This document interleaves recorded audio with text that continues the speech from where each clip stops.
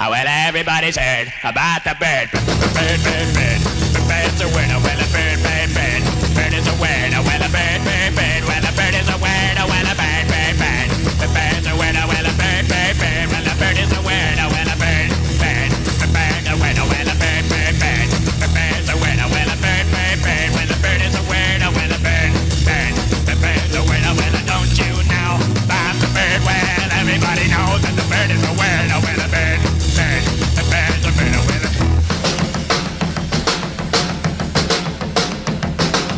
Everybody's heard about the bird. Bird, bird, bird. The bird's a winner when a bird, bird, bird. The bird's a winner when a bird, bird, bird. The bird's a winner when a bird, bird. The bird's a winner when a bird, bird, bird. The bird's a winner when a bird, bird, bird. The bird's a winner when a bird, bird, bird. The bird's a winner when a bird, bird, bird. The bird's a winner when a don't you know about the bird? Well, everybody's talking about the bird. It's too much pressure. Just do it. Okay. Hello everybody, welcome back to The Word. Again, we're back to discuss all things anti-speciesism. So again, we're going to tap into Rando Hat. And Megan, you want to have the honors of picking today's topic?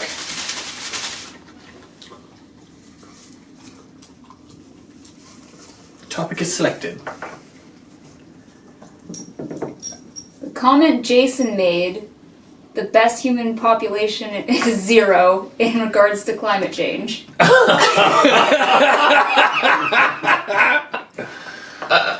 Well, I don't think he's the only one that said that. No, few people around this table have the same vision, or I don't know if I said that the best population is 0. I actually think that's something I said. Yeah. I think that is something you said. It is. But, I mean, when you consider human-caused climate change, really the best population of humans would be 0. I mean, the best outcome and solution for the problem would be, 0 humans around, right? As we all know. I mean, everything flourishes if we're gone. Right. Nobody misses us. We don't offer anything to the greater being. Except shit no seeds. Except. But I mean, all kinds of kinds other herbivorous animals could do that. That's right. And no matter how much we bring down the population, it would end up back to where it is now anyway. Eventually. Yeah. The thing that I said was that, we should be probably keeping people from breeding. Yeah, so not having more humans, not 0 sum. But anyway, I mean, why is it that from a speciesist perspective, it's really bizarre to me that we always identify that it's in the best interest of non-humans to keep them from breeding out of control. But, it's very speciesist to say, we recognize that spaying and neutering cats and dogs is healthy for them. It's good for them. It's beneficial. But yet we just, we applaud humans that just massively breed. Right. It's very speciesist to say, hey, it's a free-for-all for humans. Make as many humans as you want, even though per capita we are the worst for the environment and for our existence on the planet. But hey, it's okay to keep dogs and cats and other animals from breeding. And airdrop contraceptives to other species. Right? Because they're an inconvenience to you if they overpopulate. Sure. Okay. So I think that's how speciesism ties into this whole thing. That is a good connection. Just left there. Where's that fine wine from? This is a nice, actually, Italian Merlot, which we found at the local LCBO, which is really, this one's an inexpensive one. This one I think was only $11. Organic and vegan friendly. Nice. And Not from Not from Niagara on the Lake. Yes. right? Fuck you guys. This is just part of our Operation Embargo showcasing alternate products you could try instead of Niagara on the Lake products, right? Because we don't want to go out and bash, specific Niagara on the Lake products, because that's not who we are. We don't bash. We like to promote. So we will promote alternative options. I don't want to lean too far to cover her up. Yeah, but I mean, back to that comment.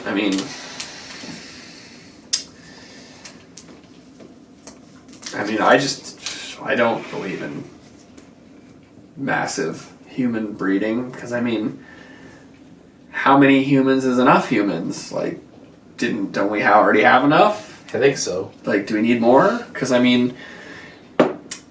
there are a lot of people like to say, especially in the vegan community, oh, the Earth could, support 15 billion humans. It's not full yet. It's like, what is this, a fucking bus? We're just waiting until it's loaded to the rafters. It's like, till it's just infested completely to be like, okay, that's enough. Now that we've, destroyed everything and all that exists is humans and our bullshit, now it's enough. Because, whenever humans expand, they're like, oh, a lot of the people in the vegan community like to say, oh, there's all this open space. Wrong. It's not open fucking space. That's somebody's house. The forest? That's somebody's fucking city. When you go into the forest and fucking cut it down to make room for more human people, you're displacing and killing thousands or hundreds of thousands of non-human people who already exist. That's already their fucking home. So to say, like, oh, it's just open space. No, it's not. Quit that. And that's such a human supremacist viewpoint, to think that any space that is not just infested with humans is somehow, like, wasted, empty space. Like, that's the most human supremacist fucking garbage I've ever heard, and it pisses me off to no end when people are like, oh, we need more humans. No. We need like 1 billion humans, if that. Yeah. If that, like max. Like, there should be an absolute moratorium on any development of anything. We should not be focusing on increasing our size. We should be focused on controlling our population, reducing our use of everything, and just reducing our population and giving back space, all this space, so these other species that we share the planet with can have their fucking homes back. That's why I said that shit. That's a solid rant. That's my fucking rant for today. Now I'm gonna have a sip of wine. Awesome. Anybody else? Yeah, I think I think the further science progresses, the worse things get, because we're finding ways to live longer despite the terrible decisions we make, and there's this idea that eventually we'll have another planet to go to, and different weird areas that science gets into, and it's helping to mess everything up for humans and non-humans. So yeah, less humans, better. Yeah. I mean, how do we fight the urge to feel like we've figured everything out and we can control everything?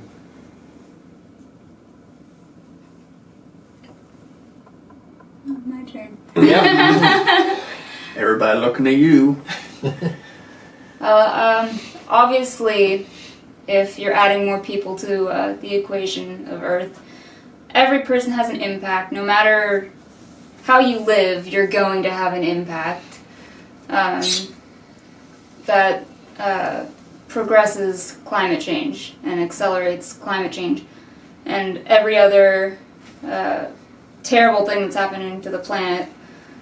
And I know a lot of people think, well, what if all these people are born and they have like great solutions to all of our problems, like they can create a machine that sucks carbon out of the atmosphere or something like that, but when there's like a clear way of living that would reduce your impact significantly. People should, number one, adopt that, and number two, not add more people to that, because it's still an impact. Even if you have the lowest possible impact you can, you're still having an impact, and adding more people to that would just accelerate things further. And I don't think we should be, like, obviously we should be working on solutions to all the problems we've created, but at the same time, we shouldn't try to find something that would give us an excuse to keep causing the damage that we're causing. Like, yeah, we could invent a machine that sucks carbon out of the atmosphere. We also shouldn't be doing things that put so much greenhouse gas into the atmosphere like we do with farming and any animal industry, really. And yeah, and people do a lot of other stuff that's not animal agriculture that also affects the environment in a super negative way. And it's just course of life that over your lifetime you're gonna have an impact. So yeah, zero population of humans would be a really good thing for the planet. Yep. I think nature already has a machine that sucks carbon out of the atmosphere, which is old growth forest, which is, a lot of it has already been cut down, and a lot of it is currently being cut down for ridiculous things that do the opposite and contribute to climate change and whatnot. So. Yeah, and I mean that in turn just leads to further degradation of all types of environments, right? Because a lot of environments have like tipping points, like the Amazon, for example, where people are continually. Oh, we have some cat people joining us today. Mr. Simon has made an appearance. How you doing? How you doing? What was I saying?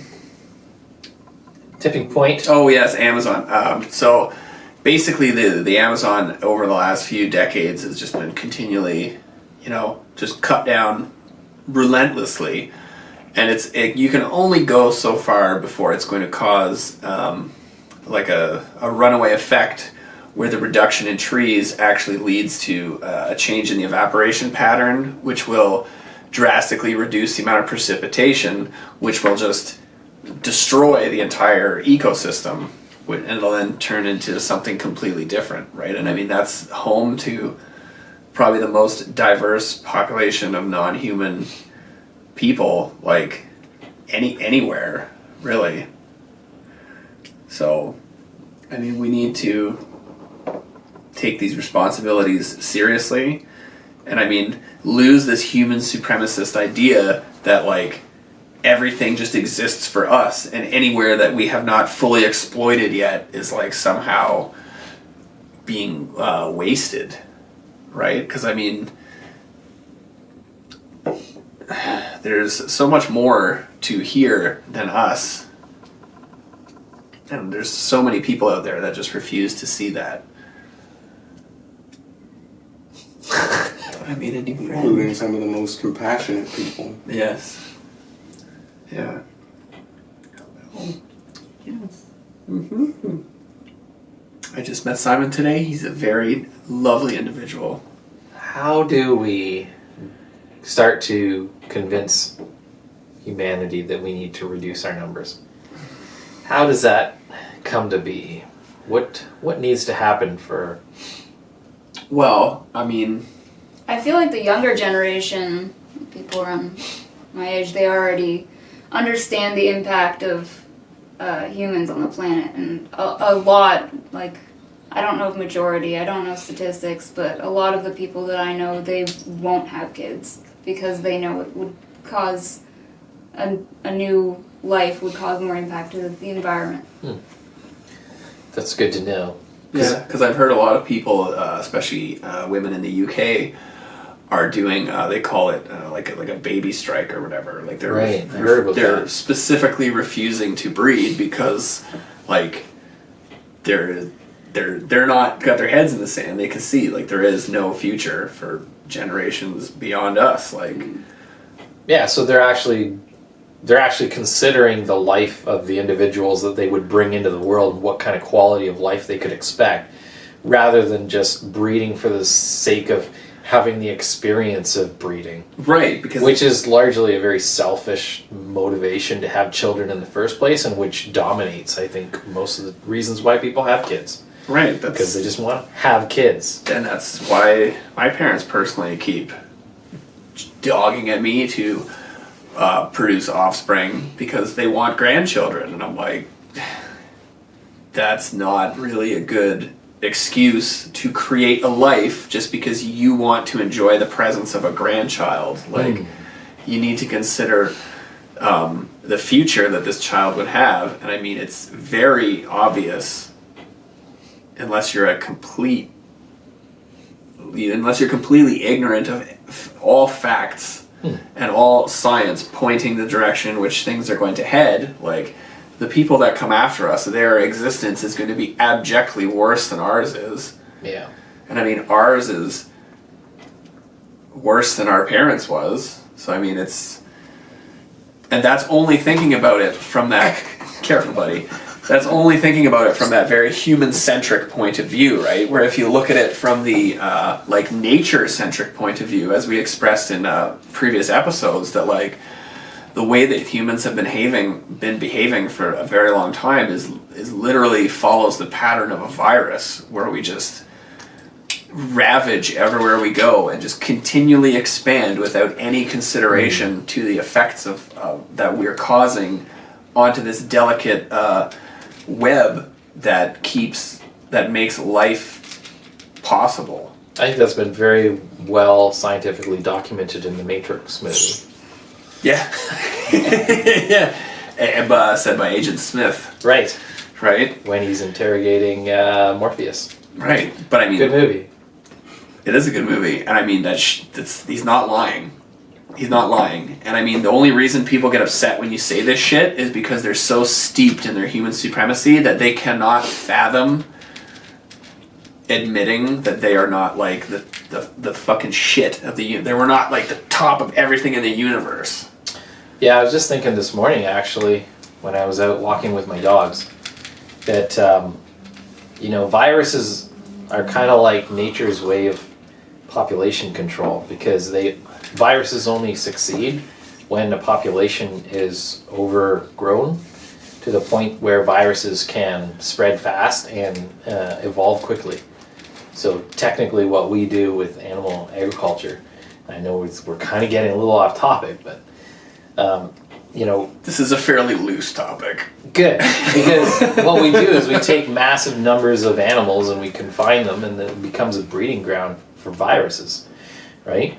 And so they evolve quicker, and they spread fast, and then most of the viruses that have almost wiped out humanity in the past 10,000 years has been coming from animals, which we confine and breed for the purposes of exploiting. And then viruses, it seems to be like their natural job in nature is to population control.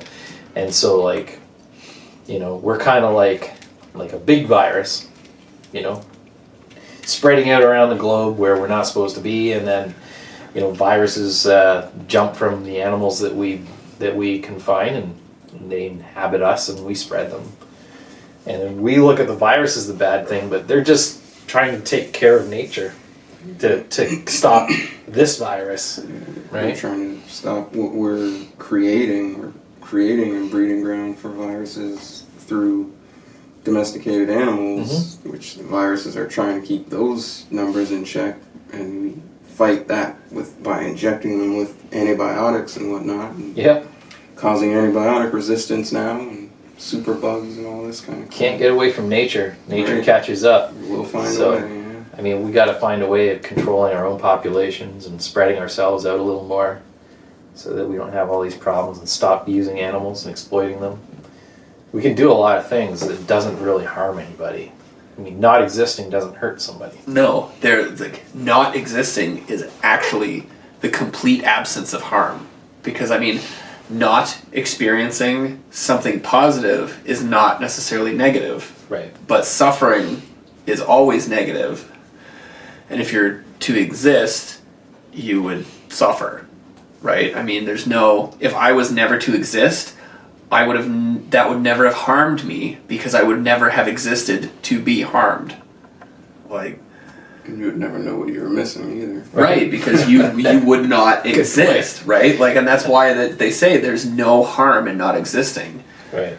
I mean, it's really basic stuff, and I mean, people just get so fucking upset when you try to talk about this stuff because they just feel it's some kind of like, right, I need a little tiny me running around. It's like when you demand like a full-grown ass adult male be, aborted. Right. Right. Adam Stir. Yes, that was me. People totally didn't understand that. No, well, I mean, and it showed exactly. This is off topic, but I mean, it showed exactly. We're talking about human population. It's all Yeah, that's okay. So it showed the hypocrisy between women's reproductive choices and men's. Because I mean, if I had a sign that said a problem that could have been solved with a vasectomy, would people have been upset? Right? But people are under this false notion that an abortion kills someone. Right. But you can't be killed if you don't exist. Right. Like, and that's the key, is there's no harm. It's suggesting that someone should not have existed is not the same as saying, kill that motherfucker. Right.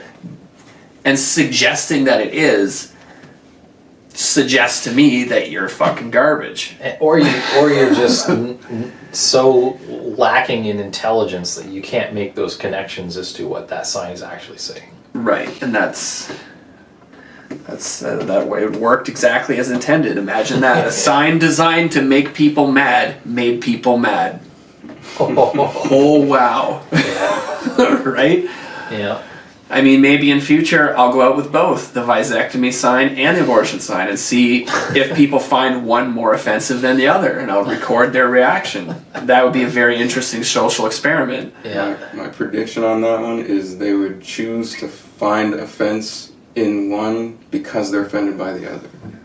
Right, because they would probably, a lot of the men would be offended that someone is trying to dictate what happens to your body. Right?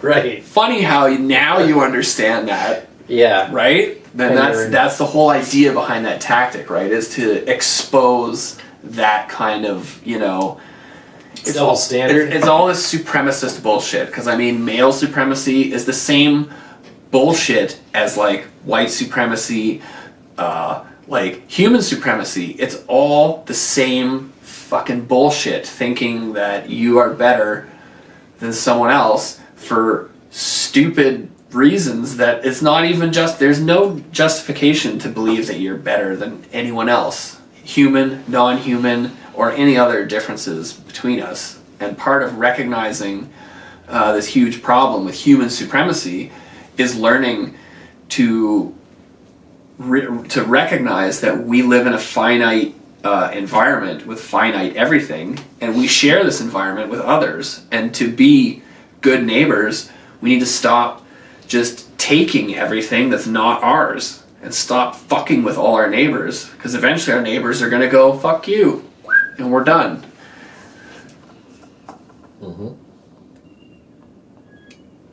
This is an interesting topic to pull out of the hat. Yeah.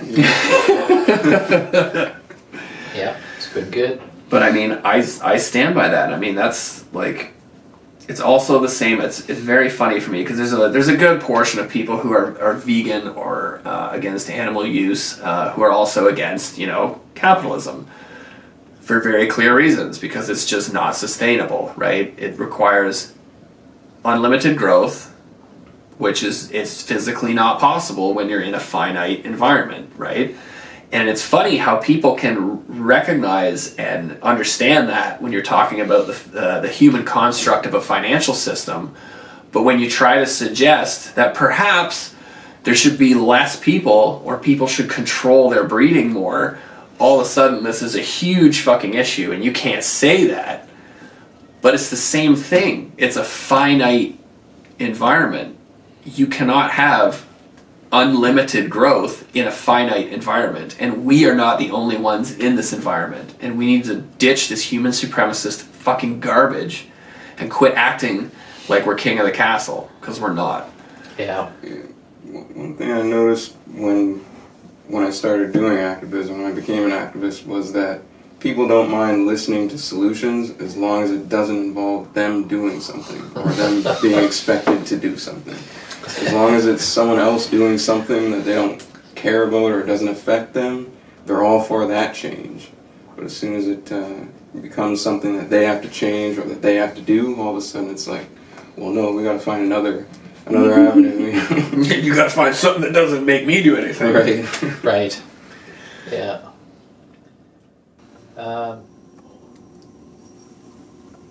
So you were saying something?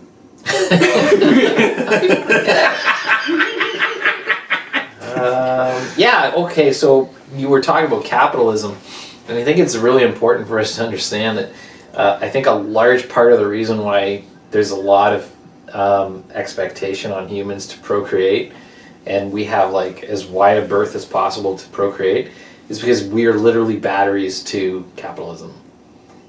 Capitalism cannot experience massive growth unless you constantly have a massively increasing population. Like you said, it goes hand in hand, right? So you don't want to encourage people to stop having babies, because babies means more money into the hands of the most wealthy. It means more consumers. More consumers. You were a battery. Just like the Matrix. Second reference. Right? So, I mean, if we are going to take back control from the most wealthy and most powerful, one of the things you can do is just stop having babies.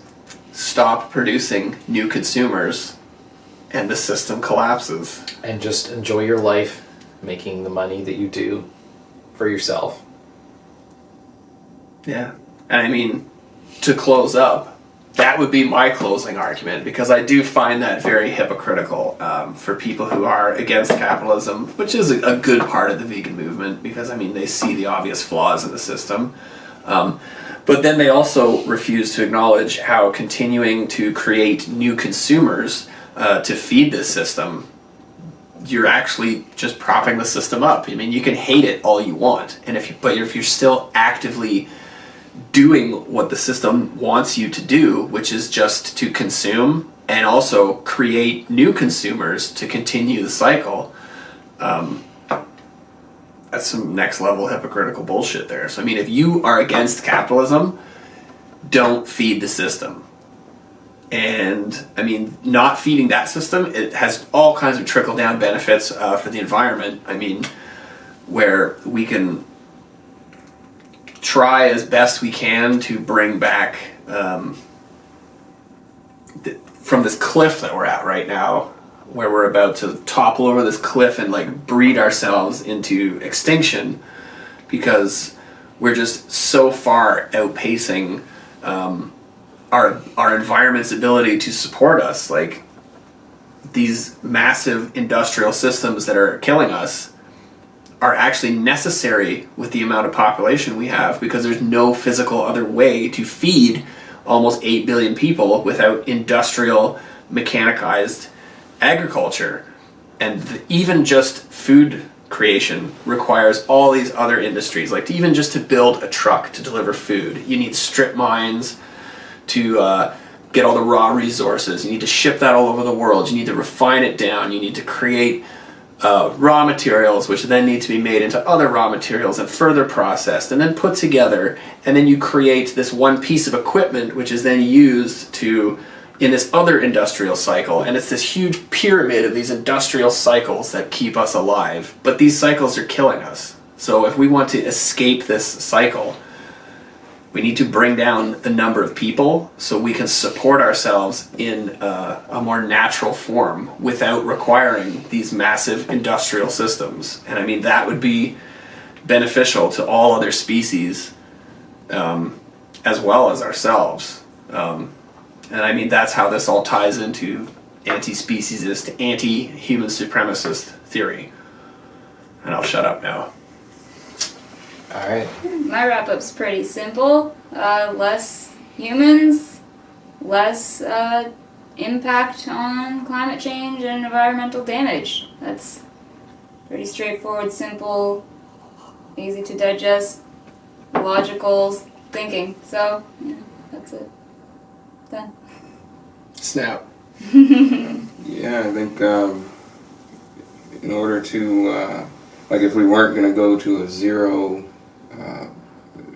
bring the population down to zero, I think we would have to change, again, tear this system down, start a new one. I think it's already started. I think permaculture is the way to go for, as far as growing food and things like that. It would be, but not permaculture for the most part as it's done now, because that involves a lot of animal exploitation still, non-human animal exploitation.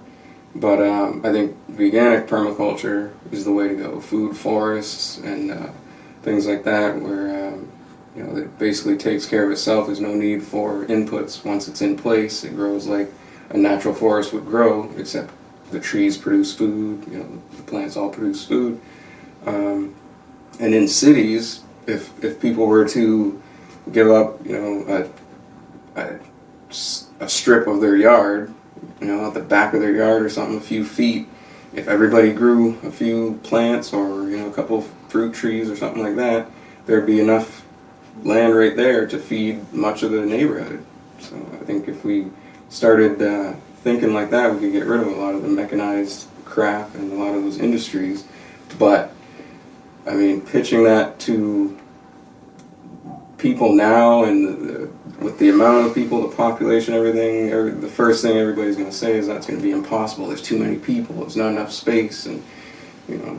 But the reality is, there's more than enough space. We're just using it improperly, inefficiently, the worst way, and it all has to do with profit. It's capitalism.